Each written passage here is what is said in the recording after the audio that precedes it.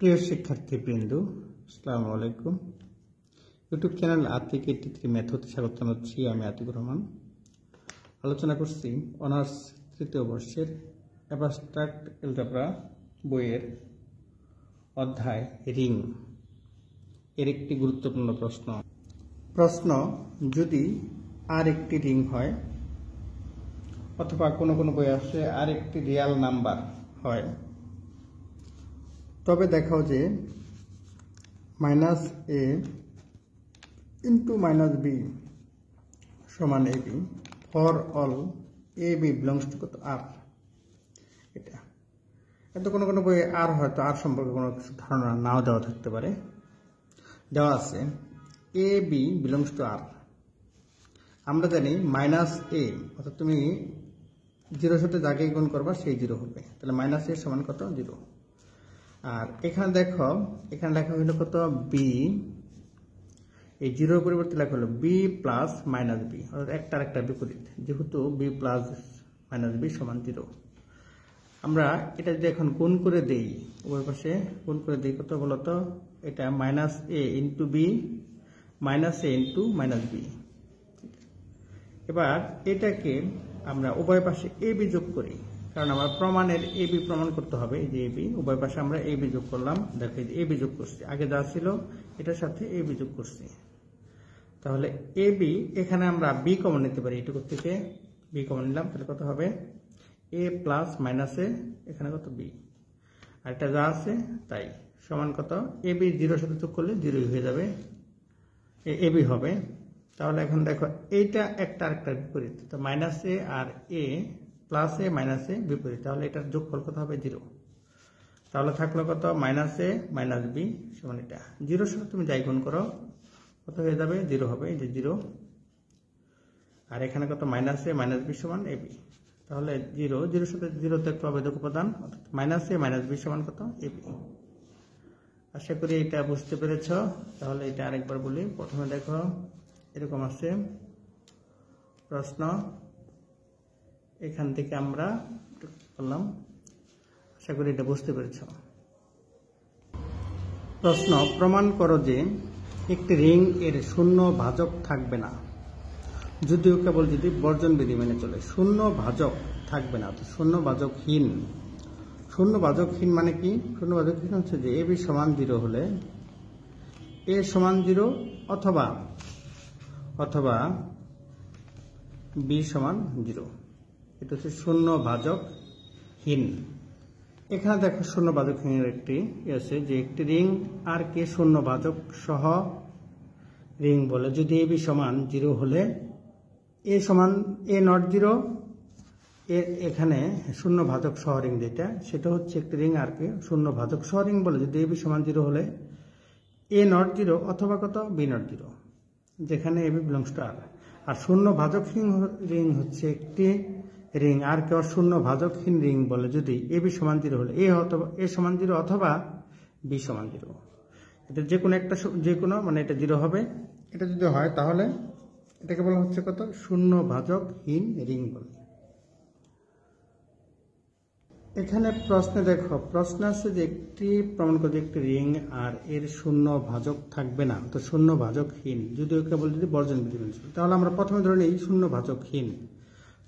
তাহলে ধরি, মনে করি আর একটি শূন্য ভাজকহীন রিং এবং a b c belongs to r, যেন a নট 0, এটা ধরে নিলাম। তাহলে অথবা এবং ab সমান কত বলতো ac, এইটুকু ধরে নিলাম, a নট 0 আর কত ab সমান ac। এখন দেখো, তাহলে এটাকে এখন ab মাইনাস ac সমান 0, তাহলে a কমন নিতে পারি এখান থেকে, a ইন্টু কত b মাইনাস c। যেহেতু a সমান 0 নয়, তাহলে অবশ্যই কত b মাইনাস c সমান 0, b মাইনাস c সমান 0। এখানে আর এর বাম বর্জন, বাম পাশ থেকে কেটে দিয়েছি, জন্য বাম বর্জন বিধি প্রযোজ্য। অনুরূপভাবে আর এ ডান বর্জন বিধি প্রযোজ্য, বিপরীত ডান বর্জন বিধি এভাবে প্রযোজ্য হবে। এখন বিপরীত ক্রমে ধরি আর বর্জন বিধি খাটে বা মেনে চলে। আবার ধরি ab সমান কত 0, যেন এ নট 0 আর কত বলতো বি নট 0, এও 0 নয় বিও 0 নয়, এটা ধরে নিলাম।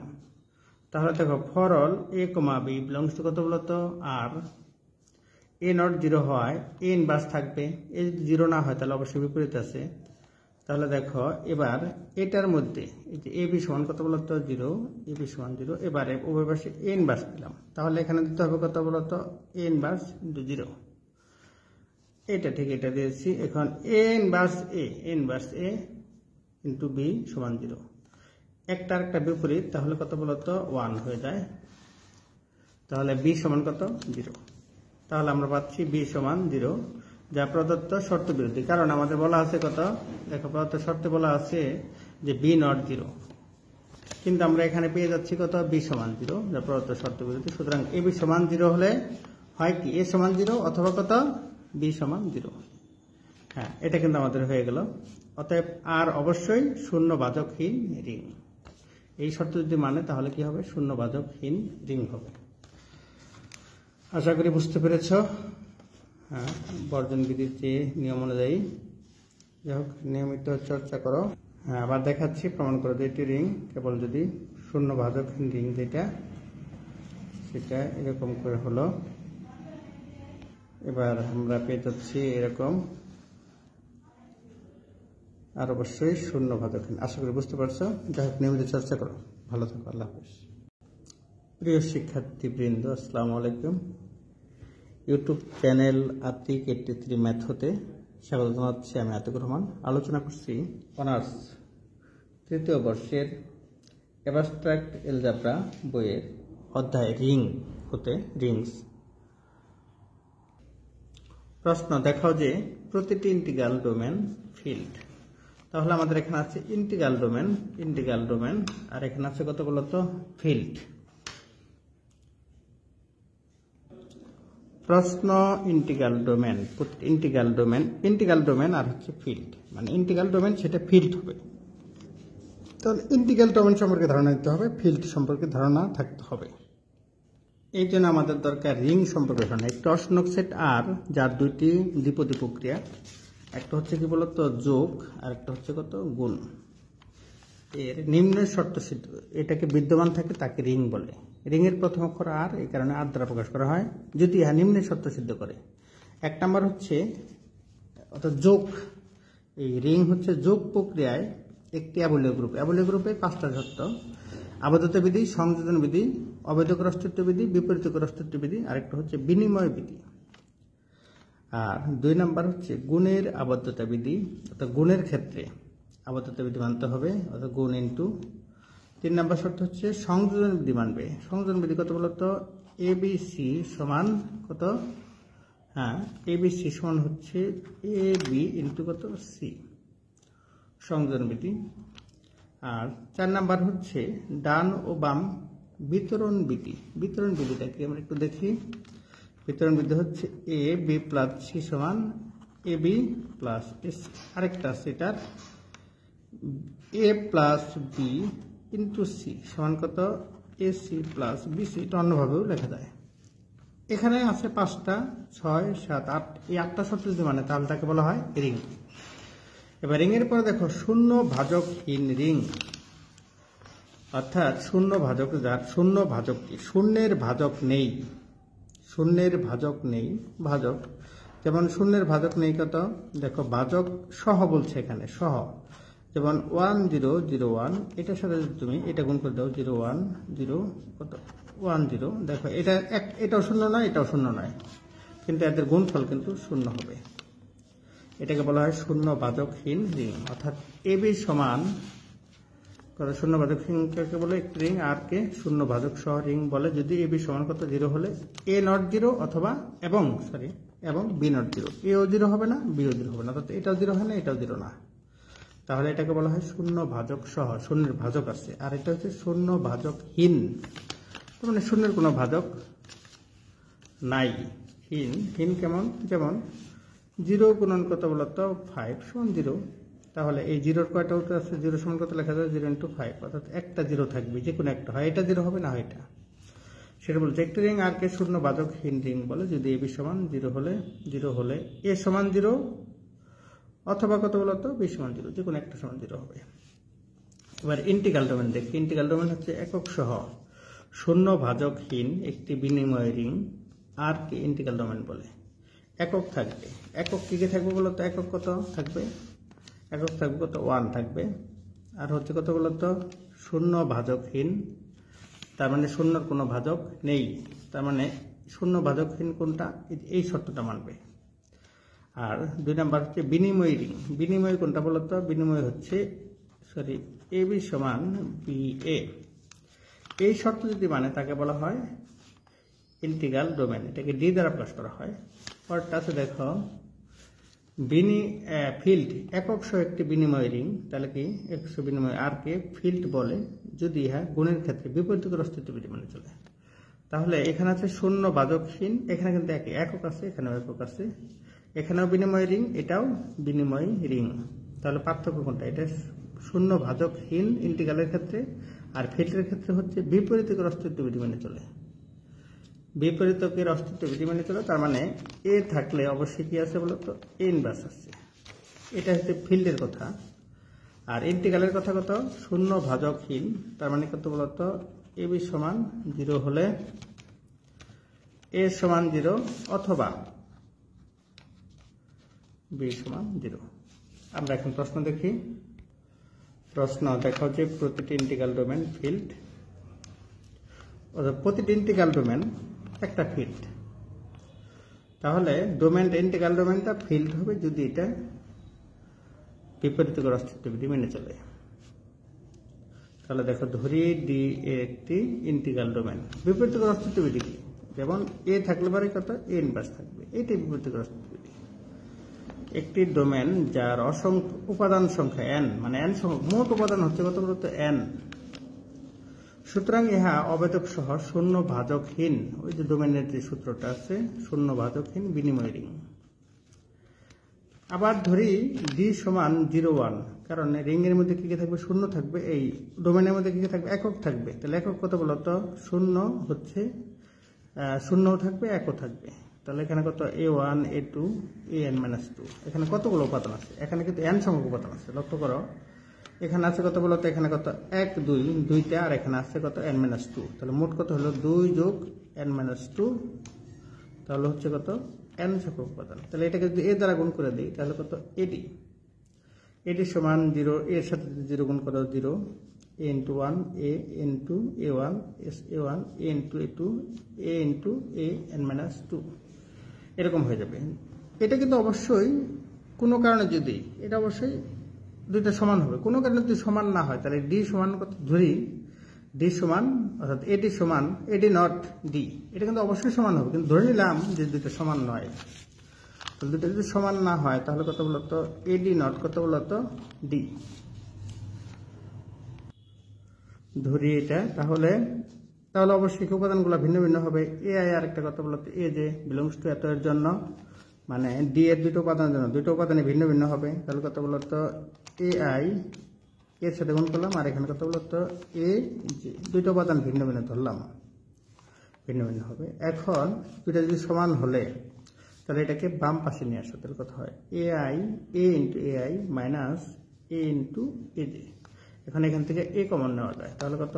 A I minus A J. এটা কিন্তু ভিন্ন, এটাও ভিন্ন, এটাও ভিন্ন। তাহলে দুটো ভিন্ন হচ্ছে, এদের বিয়োগ ফল তাহলে 0 হবে না। তাহলে 0 কোনটা হবে? এ সমান 0, কারণ আমাদের বলা আছে কত? এ বি সমান কত বলতো? 0। তাহলে এ বি সমান 0 হলে ডোমেনের ক্ষেত্রে এ বি সমান 0 হলে হয় যে কোনো একটা 0, এটা 0 অথবা এটা 0। তাহলে যেহেতু এটা 0 নয় তাহলে অবশ্যই কত? এ সমান 0, যা প্রদত্ত শর্ত বিরোধী। কারণ আমরা প্রথমে ধরে নিচ্ছি ভিন্ন একটা উপাদান ধরছি, সেটা কত বলতো?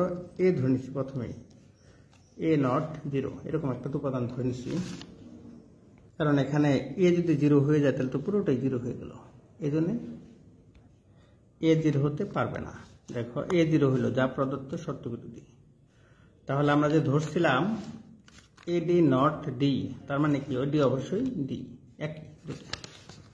হ্যাঁ, তাহলে অন্তত পক্ষে এক্স বিলংস টু ডি এর জন্য আমাদের কিন্তু ডি এর একটা উপাদান কত? 1 আছে। তাহলে কত যেন কত? এ এক্স সমান কত হয়? 1 হয়।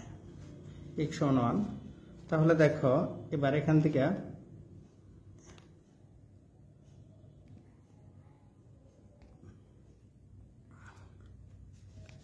x বিলংস টু কত, d এর জন্য কত, x সমান কত 1, তাহলে আমরা বলতে পারি x সমান কত বলতো ইনভার্স, কারণ এটা হবে x সমান যদি 1 হয় তাহলে x সমান 1/a সমান কত বলতো ইনভার্স, তার মানে এটা a সমান, এখন দেখো কত বলতো a সমান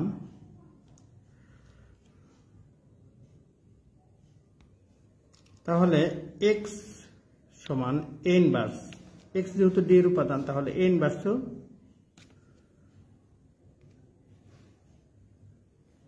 যেহেতু x সমান a ইনভার্স, তাহলে x যদি d এর উপাদান হয় তাহলে a ইনভার্স d এর উপাদান।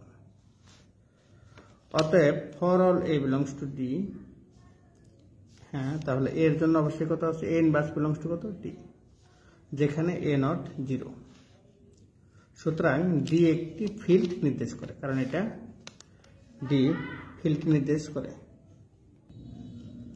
তাহলে এটা ফিল্ড নির্দেশ করে কারণ ফিল্ডের বিপরীতকর অস্তিত্ববিধি মেনে চলে, এটা বিপরীতকর অস্তিত্ববিধি বিপরীত আছে, যেমন এর বিপরীত আছে, এই কারণে একটা ফিল্ড নির্দেশ করে। আশা করি বুঝতে পেরেছ। দেখাও যে একটি ফিল্ডের কোনো শূন্য ভাজক নাই, অর্থাৎ ab সমান 0 হলে a সমান 0 অথবা কত বলতো b সমান 0, এটা হবে। শূন্য ভাজক নাই, তার মানে এটা শূন্যের ভাগ এরকম। তাহলে আমরা জানি প্রত্যেক ফিল্ড f একক সহ বিনিময়ী রিং, এবং f এর প্রত্যেক অশূন্যক উপাদানের বিপরীত আছে, গুণাত্মক বিপরীত উপাদান আছে। অর্থাৎ অশূন্যক উপাদান থাকলে কত বলতো, যদি a থাকে তাহলে অবশ্যই কত থাকবে, a থাকলে কত a ইনভার্স থাকবে। হ্যাঁ, ধরি ab ফিল্ডের উপাদান,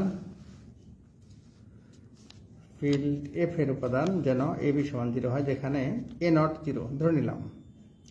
তখন a যদি 0 না হয় তাহলে অবশ্যই ইনভার্স আছে, তাহলে a ইনভার্স থাকবে। সেই ক্ষেত্রে দেখো কত হবে বলতো, উভয় পাশে a ইনভার্স দ্বারা গুণ করে দিলাম, তাহলে a ইনভার্স ab আবার a ইনভার্স 0। আশা করি এই পর্যন্ত বুঝতে পেরেছ। উভয় পাশে এরকম a ইনভার্স a, এটুকুর মান হচ্ছে 1, দেখো এই যে 1, এখানে আছে কত 1 ইন্টু b, এটুকুর মান 0, তাহলে 1 ইন্টু b তার মানে b হয়, তাহলে b সমান 0। আমাদের শর্ত ছিল যে ab সমান 0 হলে a সমান 0 অথবা কত b সমান 0, এটা হচ্ছে শূন্য ভাজক ঋণের কথা। তাহলে b সমান 0 হয়েছে। অনুরূপভাবে যদি b নট 0 হয় তাহলে তখন কত বলতো a সমান 0 হবে। অতএব f এর শূন্য ব্যতীত অন্য কোনো শূন্য ভাজক নাই। আশা করি এই পর্যন্ত বুঝতে পেরেছ। আবার দেখাচ্ছি, এটা এরকম হলো, পরেরটুকু হ্যাঁ এরকম। আশা করি বুঝতে পারছো। নিয়মিত চর্চা করো, ভালো ফলাফল অর্জন করো। সকলের জন্য শুভকামনা রইল। আল্লাহ হাফিজ।